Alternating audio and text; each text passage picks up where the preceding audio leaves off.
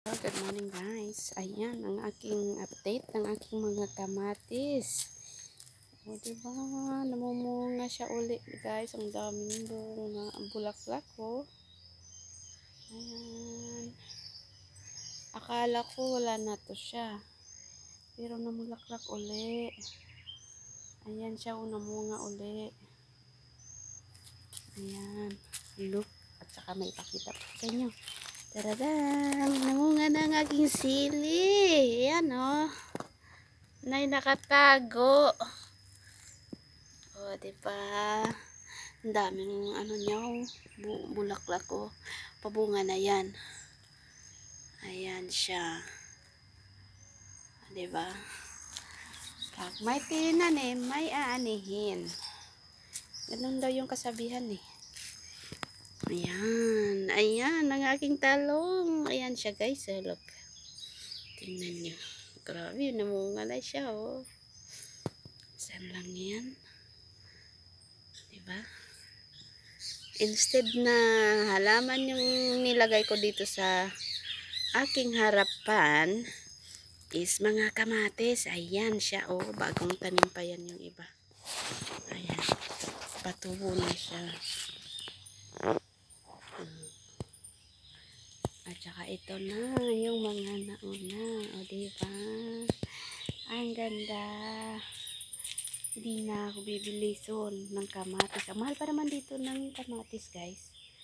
Ayan siya o. Diba? Eto, mataba siya.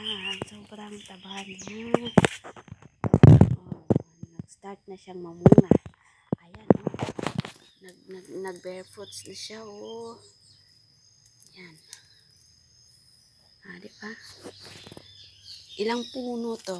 1, 2, 3, 4, 5. Ang dami din. Na parang almost 10. Din yung ano niya. Diba? Biwais daw. Biwais. At ito. Tumubo na ang aking spinach. Yan, ang aking cabbage. Yan, nag-iisang cabbage. 2, pero hindi na yan tumubo. Ayan oh, ang ganda oh. Yan. Tingnan nyo guys. Diba? Ganyan lang.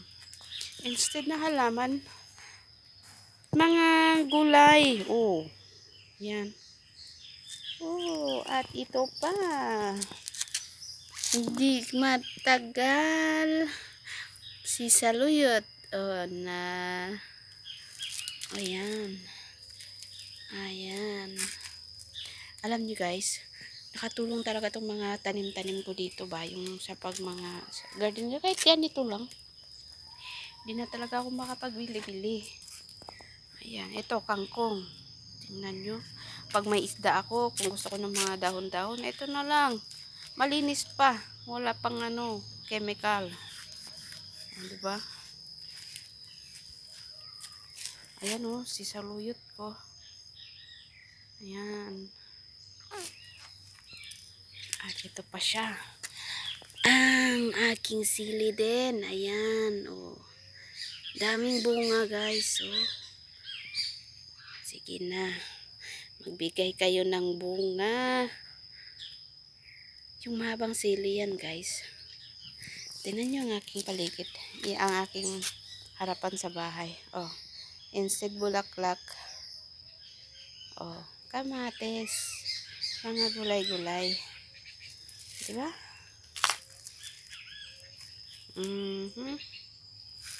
At look guys.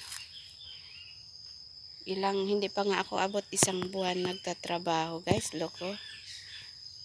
Ang dami ng mga damo. Ayan siya. Kasi ngayon lang, sa Sunday lang yung free ko. Tapos mag-ano naman ako.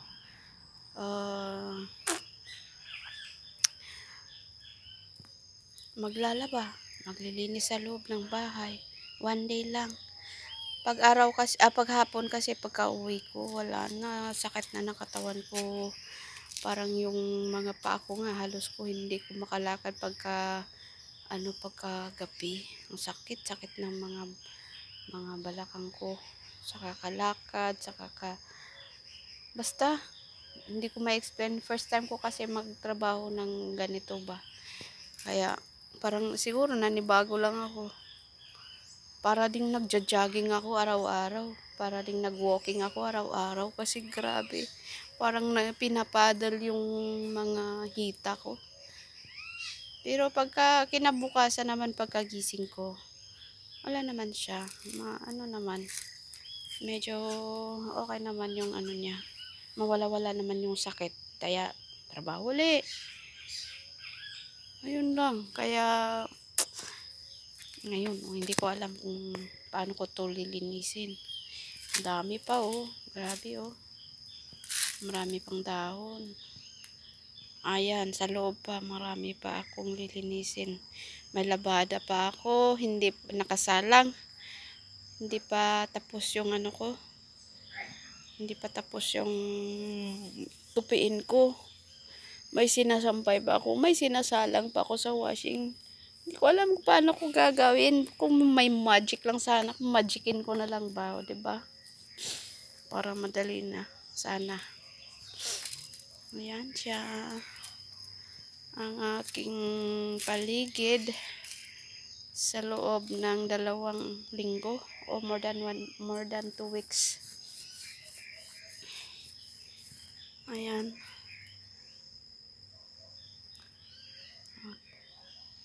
Diba? Ano lang. Ito, na-dry na siya. O, see? Thank you so much guys for watching.